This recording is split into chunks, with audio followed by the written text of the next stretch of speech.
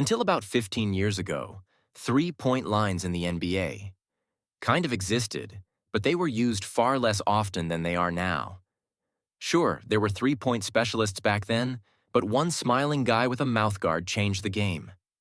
Maybe forever. The league needs change in a variety of areas, whether it's officiating incompetence or a sluggish regular season defense, but to bring in a four-point game, that doesn't seem crazy anymore. The four-point line has been used in official games. Official games, but in the Philippines, islands. They're experiencing a real basketball boom. They love the national team hosted some of the games of last year's World Cup, and they also playing 24 hours a day. In the Philippines, there are two official national tournaments.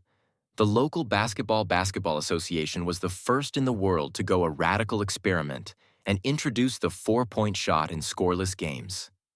Organizers say this approach could to increase the spectacle and attract a new audience, and it's likely that a new breed of quadruple-axis sharpshooter.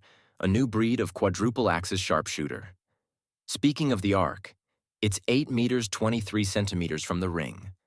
By comparison, the NBA's NBA three-pointers are 99 centimeters closer. Points can be obtained by hitting 6 meters 75 centimeters. The NBA has long been abuzz about the three-point Steph's three-point revolution that has spawned a slew of imitators. Some are happy that the game has become more dynamic, while old-school fans are increasingly long for the good old-fashioned positional play instead of all that bogey. The league has already addressed the case of the four-axis bouts. For example, in 2019, as part of the celebrity match at the All-Star Game 3 years. The experiment was moved to the Women's NBA All-Star Game. By the way, the NBA is going high right now thanks to Caitlin Clark and her super long range shooting. Interesting fact, the average Clark's average three-point range is 8.56 million, which is more than Steph Curry and Dame Lillard in their best seasons. Unfortunately, there's no information on the accuracy of these attempts from such a long distance. I have not found. In the veteran Big Three League, too, have a history of targeting of four-pointers. The story is more about showmanship and entertainment from the audience, but there are undeniable advantages. First of all, the more fun and more unusual, the easier it is for the viewer to catch the thrill. Secondly, the NBA has been basketball for a long time, mixed with the same show and those who aren't satisfied in every situation. Motto: if you can't shoot to shoot from distance, you don't belong in the league. It's not always true, but it has a lot to do with the reality that the league has changed forever. Whether you think it's for better or worse. For the worse, it doesn't matter. It's just a fact. Guys who didn't have a consistent or even more likely couldn't threaten from a distance. And slowly faded into oblivion. You remember Roy Heber. He was a great center. Albeit with a very short Timofey Brazgov was also on the trend, although unfortunately injuries intervened. After Tim's career was over, admitted that if he had a chance to go back to the beginning, he would have started practicing three-pointers from the earliest. It's just that in his time, the big ones wasn't required at all. It's not just a personal problem for Brainiac and Hybert. They've both had great careers. They both could have realized a little more. The rampant three-point shooting of the team has set a precedent for wildly narrowly focused players are becoming more valued markedly more. Even though they essentially possess only one skill, albeit an elite one, the league is becoming less individualized and more unified. Sometimes the regular season are like a never-ending Groundhog Day where with one guy running and gunning and the other guy doing the same thing. All of these assumptions can be applied to a four-point situation, to which 3 is more than 2. It's clear that 4 is more than 3, but if it's 4, it's also a foul. It can happen. It happens. On the plus side, it's going to make it more interesting to watch.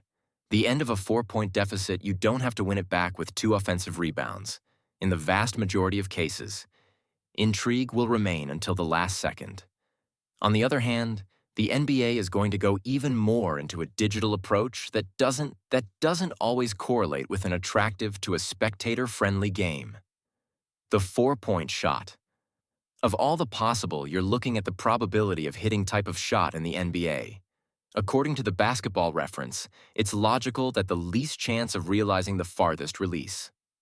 However, by taking a simple formula of expected points and the number of shots, we get an outcome where hitting a 2 is only a very small fraction more likely than a 3.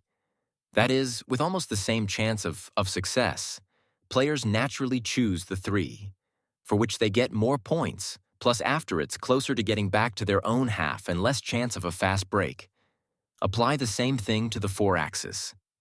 The picture in the debate over the introduction of the extra long distance. You can't ignore the man who, in many ways, who largely provoked that possibility. Surprisingly, Steph is ambiguous in the productivity of Carey's stories could go to a new level. He's really picture. In the debate over the introduction of the extra long, you can't ignore the man who has, in many ways, who largely provoked the possibility. Surprisingly, Steph is ambivalent about in his opinion that Carey's productivity could go to a new level. He's really who largely provoked the possibility.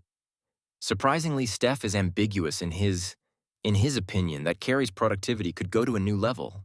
He's really the best trucker ever. Surprisingly, Steph is ambivalent in his opinion. Carey's productivity could to a new level. He's really the best trucker ever lived.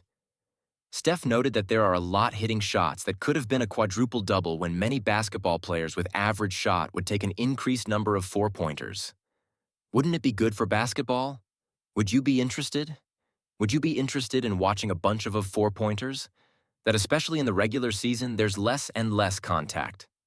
There's less and less contact, and you can draw fouls for anything. For anything. It used to be tougher, but now. The fights only start in the playoffs. Yeah, and even then. Not always. Since the first round, thanks to the space with essentially the size of the court, there's more room for offense. More space for the offense. And what are you going to tell the defense to do? Doesn't get their way, and the rule of thumb is more often is interpreted in favor of the team with the ball. The debate in favor of the team with the ball. The argument over whether or not is a four-way sides, but the big question is which side the league will end up on. Adam Silver has proven himself to be an open-minded to change, who's not afraid to try new things, and has been successful in some endeavors, such as he introduced the mandatory 65 matches to qualify for individual awards and symbolic national teams, and again under Silver, the first ever intracardiacs in a much more radical, a step that clearly needs a lot of to think about and weigh the risks. Perhaps it could be implemented in intrazone games. Yes, they do count towards the regular season, but perhaps this is at least a gradual national teams. Again, obviously you have to take a long time to think about and weigh the risks. Perhaps it could be introduced in intrazone tournament games. Yes, they're regular season games, but perhaps. It's at least a gradual step towards changing and testing such a rule. The main thing that four-pointers don't kill basketball, but you never know until you try.